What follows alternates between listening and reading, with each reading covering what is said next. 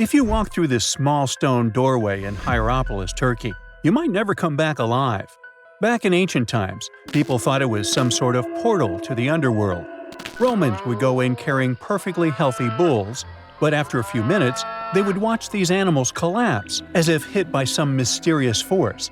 But what's even weirder is that nothing happened to people. They could walk in and out just fine. Now, recent studies might have an answer for these eerie happenings, and it all has to do with people's heights. The gate, known as Plutonium, named after Pluto, the deity of the underworld, is a stone doorway leading to a small 32-square-foot cave. But the real danger is what is going on beneath it.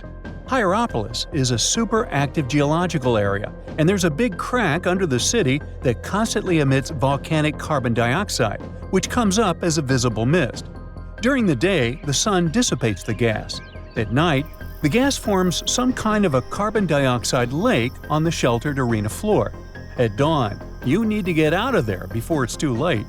This whole place can turn particularly life-threatening right before the sun rises, when the carbon dioxide concentration, about 15 inches above the arena floor, reaches 35%. That means birds, bulls, and even humans can suffocate and pass away in just a couple of minutes. But there is a scientific reason that explains how Romans could get out of there unharmed. The carbon dioxide concentration drops quickly with height, so animals perished while their handlers, being taller and standing up, could walk out and breathe safely. Most people can't stay inside the Bhangarh fort after sunset. This 16th century fort, located about 146 miles from Delhi, is known as one of the most haunted places in India. During the day, the area is bustling with visitors who can walk through the main gate of this once grand fort city and check out the ruins of temples and palaces. But they will also see this big sign at the gate that dramatically warns everybody that all access is strictly forbidden after dark.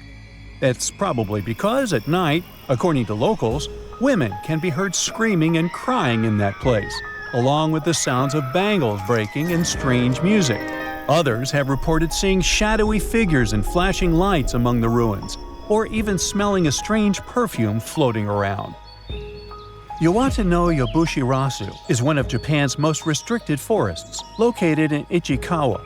The forest itself is a small area, covering just a little more than 40 square yards, and it is mostly a thick patch of mosu bamboo.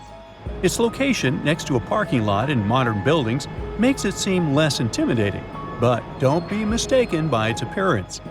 Since at least the 19th century, people have said that anyone who enters this forest is bound to disappear and never be seen again.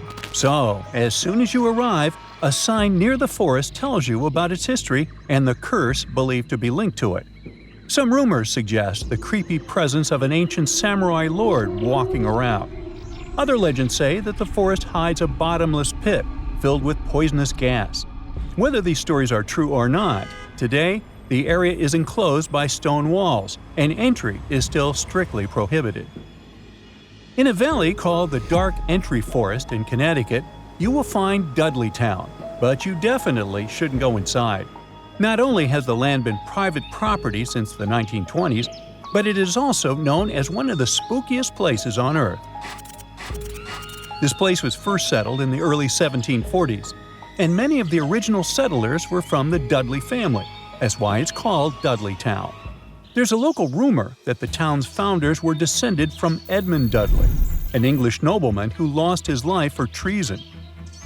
The legend says this curse followed the Dudley family all the way across the Atlantic to America, and their misfortune is said to be responsible for crop failures, mental problems, and several tragic incidents in the village. Again, it is all just rumors, since historians haven't found any real evidence to support these claims. Still, the pitch-black surroundings and the eerie Blair Witch Project vibe going on in that place fueled ghost stories in the 1980s. This led to many cases of vandalism in the following decade, and because of that, the landowners closed the area to the public.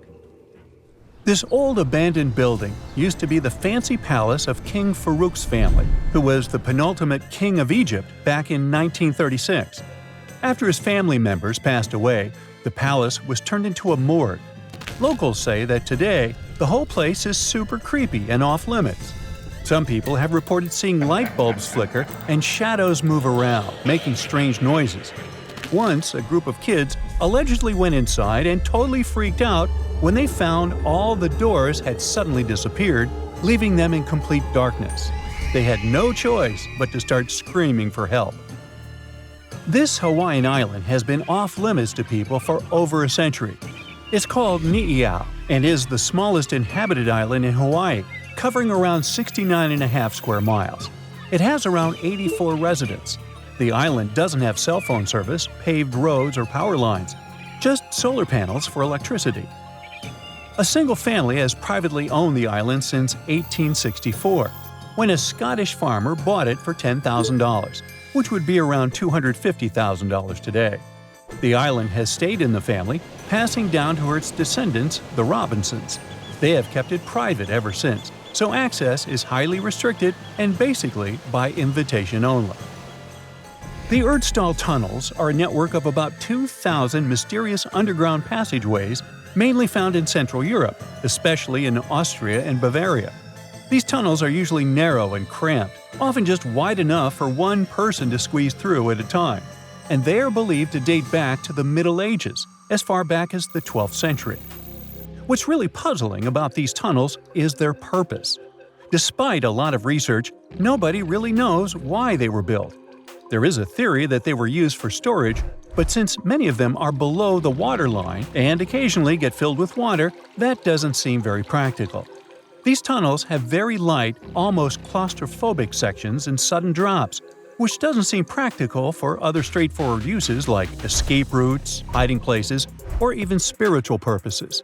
To make things even more mysterious, there is a complete lack of artifacts, which makes it even harder for researchers to figure out what these tunnels were really for. Since 2019, adventurous people can get arrested if they try to climb this rock. Uluru, also known as Ayers Rock, has been off-limits because it is now considered a sacred site for local communities.